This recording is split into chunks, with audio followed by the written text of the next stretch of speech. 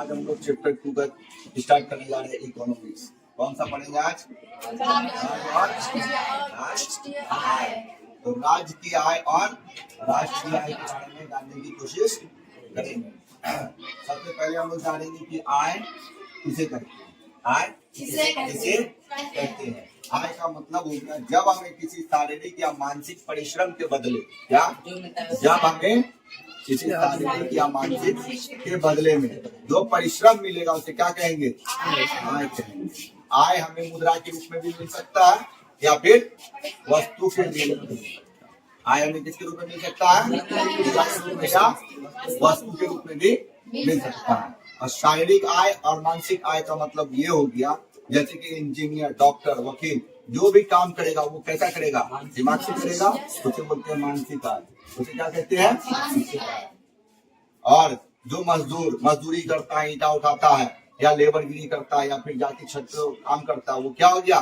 शारीरिक आय, जिसमें हमारा पूरा बॉडी इन्वॉल्व होते क्या कहेंगे? शारीरिक आय कहेंगे। क्या कहेंगे? शारीरिक आय कहेंगे। तो आय के हम लोग का बहुत सारा प्रकार है, तो हम लोग उसे लाइन बाय लाइन जानेंगे कि आय का प्रकार क्या क्या है। भूमि के बदले में जो हमें आय प्राप्त होगा उसे लगान कहेंगे। क्या कहेंगे? लगान। भूमि के बदले में जो आय प्राप्त होगा उसे हम क्या कहेंगे? लगान कहेंगे। भूमि के बदले में मिलने वाला परिश्रमिक क्या कहलाएगा? लगान कहलाएगा। मजदूर को जो परिश्रमिक मिलेगा उसे क्या कहेंगे? मजदूरी। मजदूरों का परिश्रमिक मजदूरी के रूप में, मजदूरों का परिश्रमिक मजदूरी के रूप में, मजदूरों का परिश्रमिक मुद्रा का परिश्रमिक ब्याज के रूप में, मुद्रा का परिश्रमिक मुद्रा का परिश्रमिक ब्याज के रूप में प्राप्त होता है। और व्यवस्थापक का परिश्रमिक किसके रूप में मिलेगा? जैसे कोई भी नौकरी किसी के यहाँ करता है महीने पे तो उसको क्या बोलते हैं हम लोग? वेतन।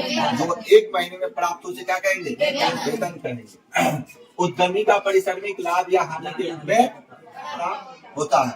उद्यमी का परिश्रमिक हमें किसी रूप में प्राप्त होता है?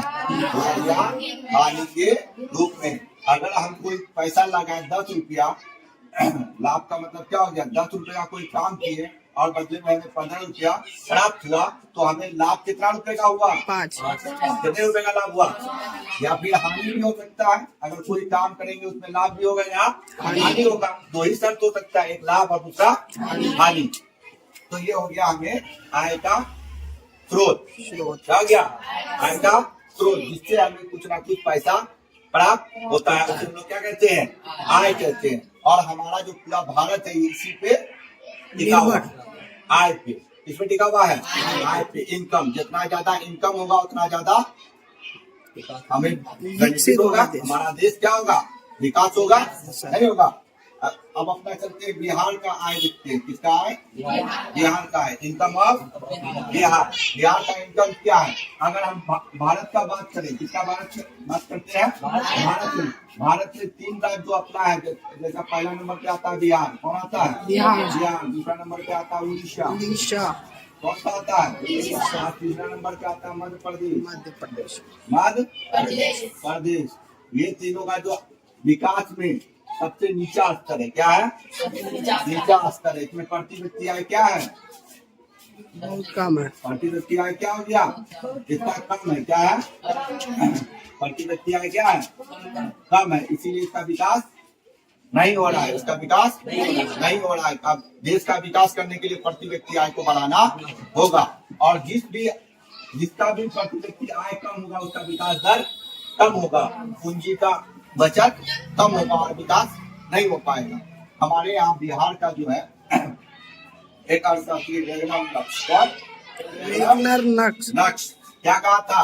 गरीबी को जन्म देती है। इस कथन का मतलब ये हो गया कि बिहार में अगर लोग पढ़ा लिखा है, शिक्षित है और टैलेंटेड है तो वो बिहार का विकास को ऊंचा ले जाएगा। और अगर बिहार का लोग शिक्षित नहीं है, पढ़ा लिखा नहीं है तो वो क्या करेगा? गरीबी को ही जन्म देगा और उसका आने वाला पीढ़ी और ज्यादा गरीब होगा। उसका आने वाला पीढ़ी क्या होगा? और भी ज्यादा गरीब हो जाएगा। और विकास का हम लोग विकास कर पाएंगे? बिहार का नहीं कर पाएंगे। बिहार का स्तर जो ऊंचा उठाना वो क्या हो जाएगा? और नीचे हो जाएगा। इसी तरह अगर हम पूरे देश का बात करें, पूरे विश्व का बात करें, किसका बात करें? विश्व का बात करेंगे तो विश्व में अमेरिका का नाम सुने होंगे। हमें अफ्रीका हो गया, जापान हो गया, इन सब का जो विकास है ये विकसित देशों में क्या है, विकसित देशों में है। क्या है, विकसित देश है। और अपना भारत अविकसित देश, अविकसित है। इसी प्रकार भारत का जो 2006-07 में कितना, 2006-07 में प्रति व्यक्ति आय कितना था, 2006-07 में भारत का प्रति व्यक्ति कितना था, 494 रुपया था। कितना था, 494। और अपना बिहार का 2005 से 6 में, 2005 से 6 में प्रति व्यक्ति आय कितना था, 6600 रुपया था। कितना था, 6610 रुपया था। क्यों, क्योंकि ये हमारा सबसे पिछड़ा राज्य है, यह हमारा सबसे पिछड़ा राज्य है, क्योंकि यहाँ पे जनसंख्या ज्यादा है। पढ़े लिखों की यहाँ पे संख्या में बात करेंगे तो 41.4% लोग क्या है, गरीबी रेखा के नीचे, क्या है, गरीबी रेखा के नीचे। इसलिए यहाँ का प्रति व्यक्ति आय कुछ नहीं हो पाता। अगर प्रति व्यक्ति आय नहीं बढ़ेगा तो हमारा देश विकास नहीं करेगा। इसको हमारे क्या करना चाहिए, सुधार कर इसको आगे बढ़ाना चाहिए। अब तो सब लोग क्या हो गया, शिक्षित लोग हो रहा है और बिहार का विकास धीरे धीरे बढ़ रहा है। जब बिहार का विकास होगा तो अपने भारत का भी विकास होगा और हम लोग विकसित देशों में आ जाएंगे। क्या होगा, आ जाएंगे।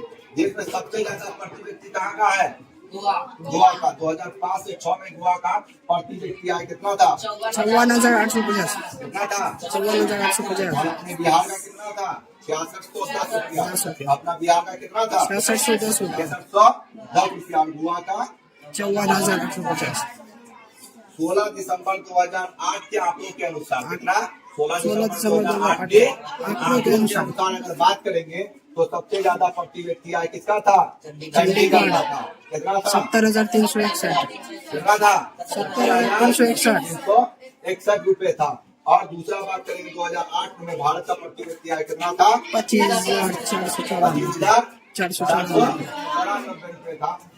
ये हो गया अपने बिहार का बात, जो कि बहुत ही ज्यादा गरीबी रेखा के नीचे में गिरा।